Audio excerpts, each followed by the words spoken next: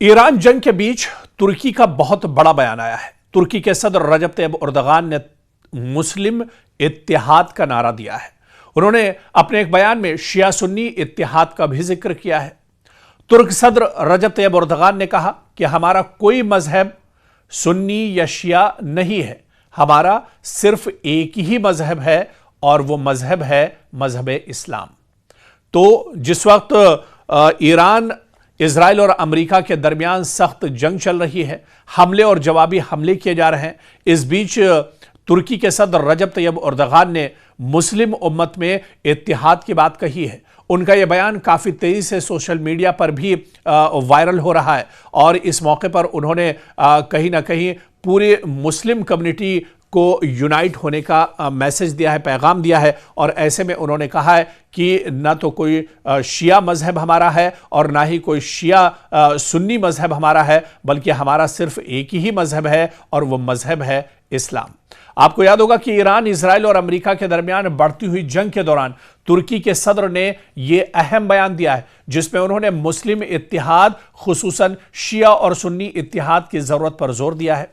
उनके इस बयान को खित्ते की सियासत में एक अहम पैगाम समझा जा रहा है, क्योंकि तुर्की के सदर रजब तैयब एर्दोगान ने अपने खिताब में वाज़े तौर पर कहा कि मुसलमानों को फ़िरक़ावारियत से ऊपर उठना होगा, शिया और सुन्नी की तक़सीम को हवा देना ख़तरनाक है, असल शिनाख्त इस्लाम है ना कि फ़िरक़ा।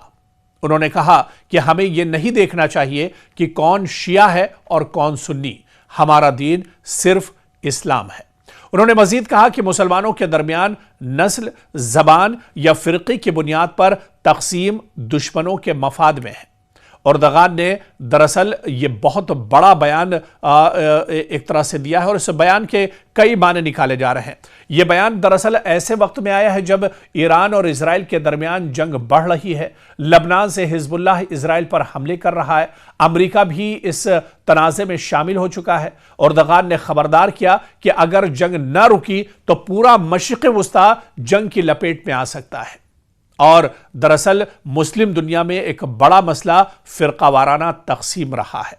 और ऐसे में आप देखिए कि ईरान क्योंकि शिया अक्सरियत वाला मुल्क है, वहीं पड़ोस में मशरिक़ वुस्ता में सऊदी अरब और तुर्की ज़्यादातर सुन्नी अक्सरियत वाले मुल्क माने जाते हैं।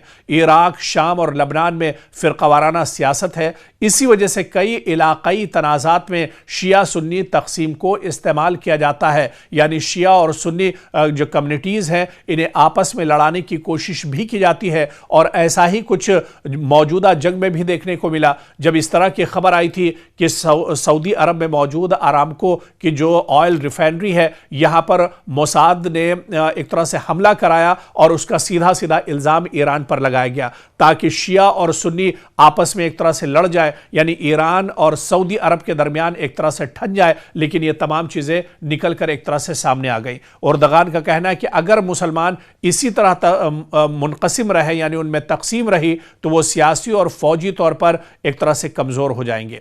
और इस मामले में आप देखिए कि तुर्की खुद को अक्सर मशरिक़ वुस्ता में सालिस के तौर पर पेश करता है।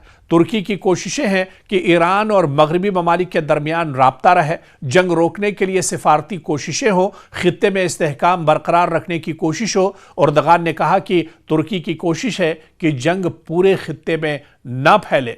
और ऐसे में माहिरीन के मुताबिक इस बयान के कई सियासी मकासद भी हो सकते हैं कि मुस्लिम दुनिया में क़यादत का पैगाम इसके ज़रिए देना। तुर्की खुद को मुस्लिम दुनिया के अहम रहनुमा के तौर पर पेश करना चाहती है। तुर्की सुन्नी मुल्क है लेकिन ईरान के साथ ताल्लुकात भी रखना चाहता है और इसी तरह से तुर्की अक्सर इजराइल की पॉलिसियों को तनकीद का निशाना बनाता रहता है।